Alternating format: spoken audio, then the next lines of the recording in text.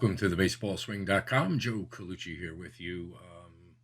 Doing something a little different today. I wanted to talk a bit about maybe not the mental approach, but more of kind of having an attitude that may help you as a hitter. In fact, I think it's necessary. I think it's extremely important. There are people you have been around, if you are not one of these guys yourself, that just ooze confidence, right? They seem to rise to the occasion. In our game, the Derek Jeter's, Kirk Gibson, that kind of iconic home run, Reggie Jackson, the 3 home run game. These guys seem to have a different mindset when it comes to how they approach hitting, especially in big moments. It's truly very, very important. And as a huge fan of Teddy Atlas, I've been inspired over the years by some of the stuff he has done.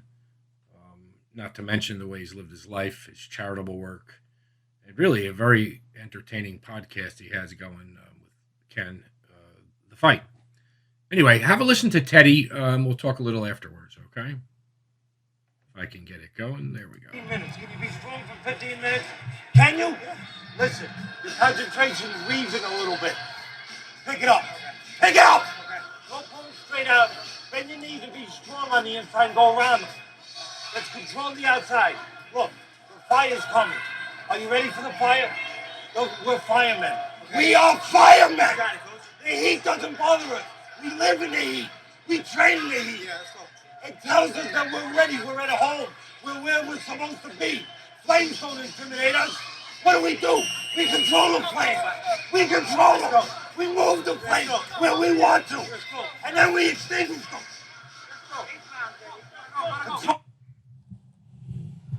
All right. So if you are not inspired by that, I don't know what to tell you. It certainly inspires me. Anyway, we're looking at Kirk Gibson, and we're going to just kind of run through this as I talk over. And this was, if you haven't seen this, it's possible, I guess, if you're younger and whatnot. But just go into Google or whatever and search Kirk Gibson's, legendary home run. Vince Scully does a tremendous job on the announcing this too. It's really just fun to watch. Anyway, so how can we benefit from what we just watched? Teddy often talks about, first of all, actually, he coined the phrase chamber of truth, and that's what I used in my title, so all credit to Teddy. I liken the batter's box and stepping in there, especially in key moments and big moments, as the chamber of truth. You're going to find out about yourself. Not necessarily because of the results. As in baseball, we fail, 3 out of 10 times, the old adage, and you're in the Hall of Fame.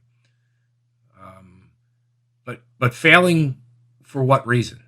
You're overmatched. You got a tough sequence of pitches. All that's okay. Failing because the moment is too big for you, I don't accept that. I don't believe that's okay. I don't think you should as a hitter either. So anyway, a lot of what Teddy talks about is being calm in an uncalm environment. In fact, he uses that term a lot. So while we are not about to get knocked out or potentially knocked out when we step into the batter's box, we're going to win or we're going to lose. There's very little in between, right? And of course, our goal is to win. That's why we practice our mechanics. That's why you guys are here, maybe to pick something up, learn something that'll put you over the top and make you the player you ultimately want to be. The good news in baseball is we can always get better, so we always can keep working and keep the dream alive and keep having fun with the game. So Teddy talks about the chamber of truth. That's the batter's box to me. And when you step in there and you are of a weak mind, you are not confident, you do not believe in what you're doing, that's a sign of one or two things. You need to toughen up if you want to have success and be prepared to handle these moments and work towards handling them. Or you are not confident in what you are doing in there. You're not confident in how you hold the bat. You're not confident in your swing plane or a number of other things. So make no mistake, I'm sure by the end of say Derek Jeter's career, he was pretty comfortable in the playoffs because he was there. You know, he did it and he understood it, right? But even as a young ball player, I know he sat in the bench in '95 when the Yankees got eliminated, and he took note of a lot of things. He was observing. I suggest you do the same when you're in a ball game. You got old, wise coaches. You got players that seem to get it. Learn from people. No blind faith, right? Find your own way, but learn from them, right? Um, this is just beautiful. Look at Gibson just battling in there. Anyway, you need to develop. I don't know if you want to call it a killer instinct or just the fearlessness. Really, is probably more accurate. I know I'm giving you a lot of things to do and really no solutions, but I do believe with a lot of things we learn, just understanding what the challenge is or what the problem is the first step in fixing it. So, you know, you keep swinging over balls. Well, we know what the problem is. You know, we can't be so, over the ball. It's that simple. I believe to an extent the same holds true. I've witnessed, I can't tell you, maybe 1,000 times, guys who have, been told they were cut, they knew they were on their way out, or any number of circumstances, but basically they were done, at least for the time. The pressure was released. They were striving for 30 home runs and they got there and they felt like the pressure was released. And all of a sudden, their mindset at the plate was totally different. It was more relaxed. So, how do I take the very intense words that we just witnessed with Teddy Atlas, speaking to Bradley, great fighter, by the way, how do we take that intensity and make ourselves calm enough to execute? So, again, my belief is it's right there. The information is right there. The aha moment that I hope you're having. Like, you know what? I need to practice this. I need to crank up the intensity in my last five, pitches in batting practice. I don't care if it's front toss. I don't care if it's balls off the tee. As best you can, emulate that pressure situation. As kids, we all were in the bottom of the ninth in the World Series, Game 7, all that kind of stuff. Well, your Little League championship, your state championship in high school, whatever it is, you are going to face pressure. You are going to be in an uncomfortable environment. You need to be comfortable to be a killer. It sounds kind of strange, but the intensity in sports like ours really can't get the better of our emotions or, quite frankly, the tension with which we hold the bat or any of those kind of things. But listen, if you put in the work, if you study, if you train, if you are physically fit, if you are comfortable and confident that you are swinging the right way, you're seeing the ball okay.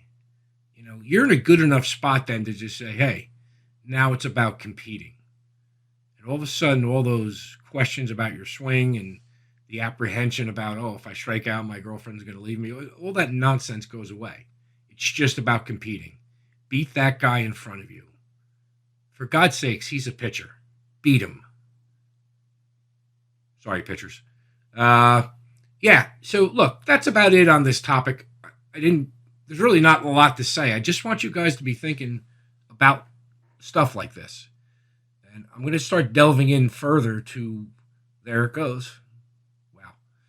Wow. Delving further into some of these things that are really super important for you to become successful as a hitter. There's a ton of it, pitch recognition and, this kind of mental side. And there's almost a couple areas of the mental approach. It could be a formal program with some guy who's got some knowledge in the area, breathing certain ways and such.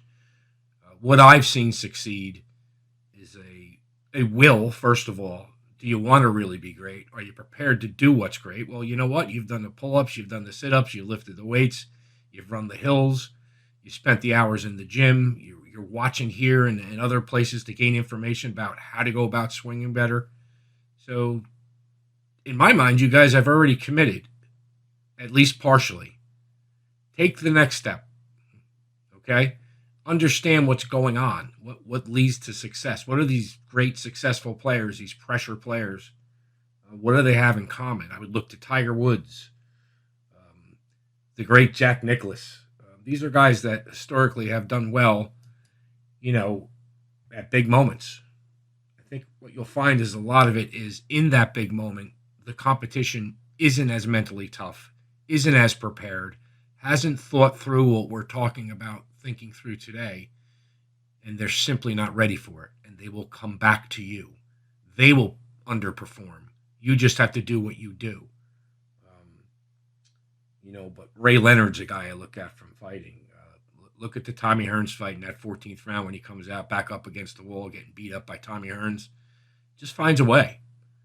Skill, preparation. He was in condition. He did all the prerequisite things that I'm sure you guys are doing to a large extent.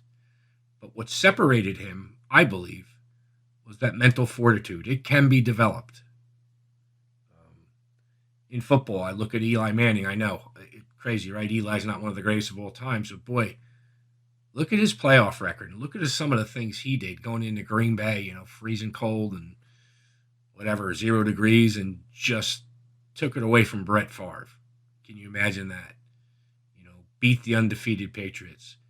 There's a guy that you may not look at with his calm demeanor and his politeness as a killer. He is a killer. Okay? You need a little dog in you to succeed in this game. It's very different than the fight game, very different than more volatile, violent sports. But you still need to have that killer instinct. You still need to have that will, that dedication, and I believe most importantly, the self-belief. And I'll be truthful, guys. It doesn't even matter if it's true. You may stink, but don't let your mind be weak and let that be the reason you fail. Never say no, never give up, never give in. It really is a mindset. But think about it. Learn how to execute it. And if you can find a coach or a psychologist of some sort that helps you, great. Go get it. All right, that'll be it for today. Thanks, guys. I do appreciate you indulging me here. It was something I think is very important to your success. I know in my journey, it really was a game changer. It was very good to go up there and, to a certain extent, not care so much about the results, just about competing and trying to beat somebody. All right. So, till next time, Joe Colucci with thebaseballswing.com. We're signing off.